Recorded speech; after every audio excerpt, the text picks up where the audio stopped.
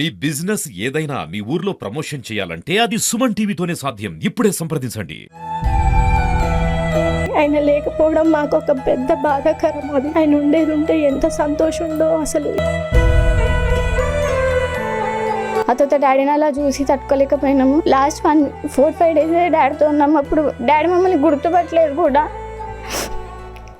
మనం హన్మకొండలోని సుధానగర్ ప్రాంతంలో ఒక సరస్వతి పుత్రికల ఇంట్లో ఉన్నాం. సరస్వతి పుత్రికలను ఎందుకున్నామా అన్నామంటే హరిణి, హాసిని నిజానికి బాల్యం నుండి కూడా చదువులో తనకంటూ ఒక ప్రత్యేకత సృష్టించుకున్నారు. ఇద్దరు అక్క చెల్లెళ్ళు కూడా ఇప్పుడు నీటి కూడా క్వాలిఫై అయ్యారు. కానీ లక్ష్మీ కటాక్షం మాత్రం ఇప్పటి వరకు లేదు. ఎందుకంటే ఆపన్న హస్తం అందించాల్సిన, ఆసరా ఉండాల్సిన తండ్రి అకాల మరణం చెందాడు. ఇటువంటి పరిస్థితులలో ఆదుకునే వాళ్ళ కోసం చూస్తున్నారు. మనం ఇప్పుడు చూసాం, చాలా మంది కూడా లయన్స్ క్లబ్ కు సంబంధించి సుధాకర్ రెడ్డి గారు, సురేష్ గారు, ఇంకా చాలా మంది కూడా ఇక్కడ ఉన్నారు. వీరికి నీటిలో క్వాలిఫై అయిన ఇద్దరు పిల్లల్ని ఆదుకోవటానికి లేదా ఇద్దరు పిల్లల్ని సహకారం అందించడానికి చాలా ప్రయత్నాలు చేస్తున్నారు. అసలు నీటి క్వాలిఫై కావడానికి అంతకుముందు ఉన్న పరిస్థితులు కావచ్చు, ఇప్పుడు వారు ఏం ఆశిస్తున్నారు, తర్వాత వారికి ఎలాంటి సహకారాన్ని కోరుతున్నారు, వారిని అడిగి తెలుసుకుందాం. హాసిని, హరిణి ఒకసారి చెప్పండి, ప్రాబ్లం చెప్పండి, మీరు ఆశిస్తున్నారు చెప్పండి, మీరేం అడుగుతున్నారు చెప్పండి. నమస్తే అండి, నా పేరు హరిణి. నేను ఇప్పుడే ఇంత నీట్లో క్వాలిఫై అయ్యి నాకు ఆల్ ఇండియా ర్యాంక్ వచ్చింది.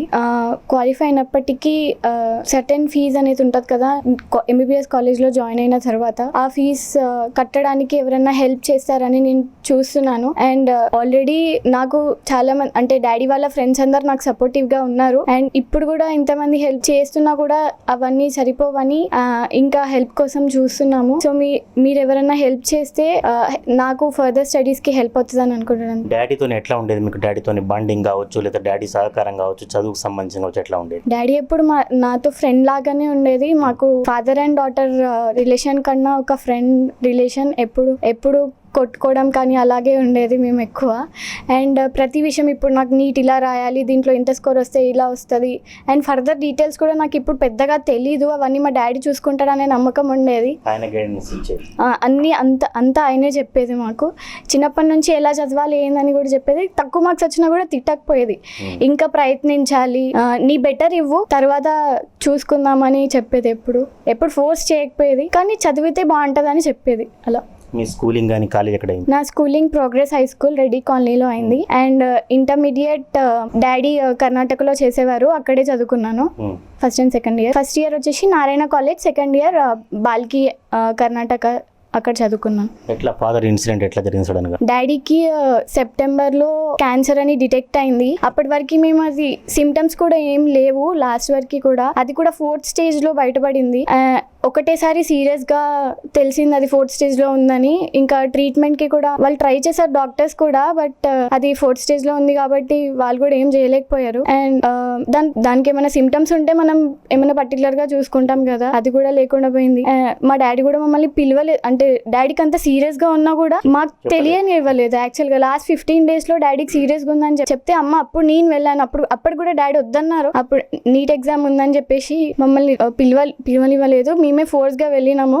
అతను డాడీని అలా చూసి తట్టుకోలేకపోయినాము. లాస్ట్ 4-5 days డాడీతో ఉన్నాము. అప్పుడు డాడీ మమ్మల్ని గుర్తుపట్టలేదు కూడా.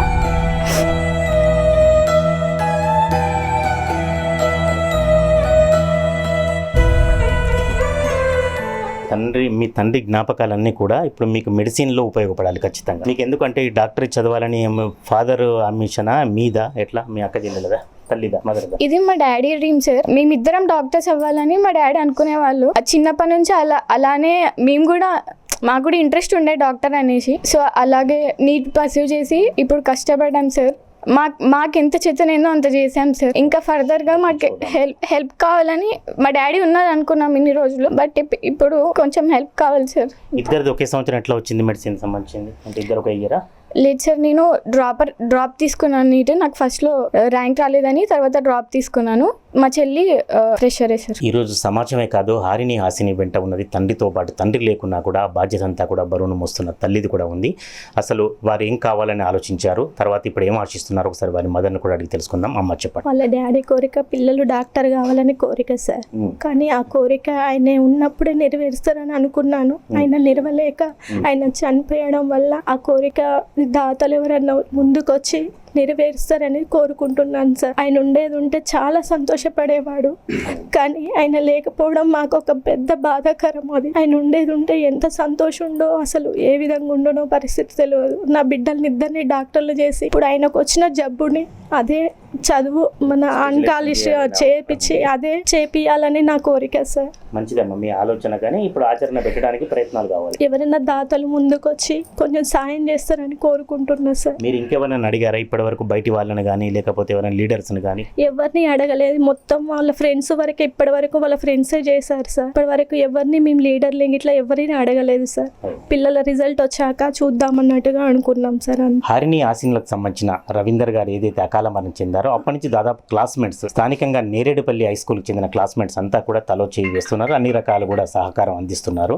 ఇటువంటి పరిస్థితులలో మరి వాళ్ళ తండ్రి కోరిక, తల్లి కోరిక, హరిణి ఆసిన్ల కోరిక కూడా మరి ఆ వైద్య వృత్తిని అందించడానికి వీళ్ళు ఎన్ని ప్రయత్నాలు చేస్తున్నారు. వారి క్లాస్మేట్ ఉన్నాడు, వ్యాపారవేత్త అయిన సురేష్ గారు ఉన్నారు, తాళ్ళపల్లి సురేష్ గారు ఉన్నారు. ఒకసారి అడిగి తెలుసుకుందాం. సురేష్ గారు ఎలాంటి ప్రయత్నాలు చేస్తున్నారు దీనికి సంబంధించి? బేసిక్గా రవీంద్ర గారు ఫస్ట్ నుంచి కూడా చాలా యాక్టివ్. ఎందుకంటే మేము ఒకటే స్కూల్లో చదువుకున్నాం కదా, ఆటల్లో కానీ చదువులో కానీ క్లాస్మేట్ దగ్గర నుండి చూసేది. బేసిక్ వాళ్ళు నేడువల్లి ప్రాపర్ కదా, వాళ్ళ అమ్మమ్మ ఊరు నేడువల్లి. చిన్నప్పటి వాళ్ళ మామయ్య సహకారంతో నేడువల్లి రావడం జరిగింది. మాతోనే 10th క్లాస్ అయిపోయే వరకు కూడా మాతోనే పెరిగాడు. తర్వాత అందరం కూడా పై చదువులకు వరంగల్ రావడం జరిగింది.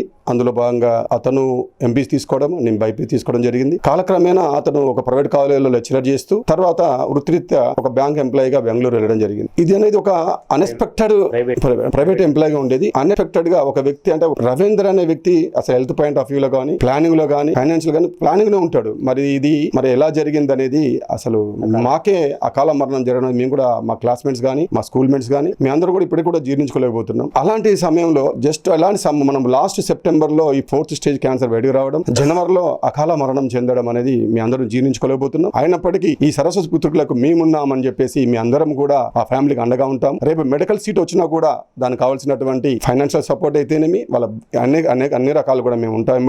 మాకున్న సోర్స్ కావచ్చు, మాకున్న పరిచయాలు కావచ్చు, అట్లాగే మేముకున్న సోషల్ ఆర్గనైజేషన్ కావచ్చు, అందరినీ కూడా మేము ఇన్వాల్వ్ చేస్తూ పిల్లలకు వాళ్ళ నాన్న లేని లోటు తీరుస్తామని రవీంద్ర యొక్క కోరికను పిల్లలు సాకారం చేసి రాబోయే కాలంలో ఒక మంచి డాక్టర్స్ గా స్థిరపడే విధంగా మేము చేస్తూ సమాజానికి మంచి సర్వీస్ చేసే విధంగా సహాయ సహకారాలు ఇంకా ఉంటూ ఆ పిల్లలకు కంపల్సరీ మోరల్ సపోర్ట్ చేస్తామని తెలుపుతున్నాము.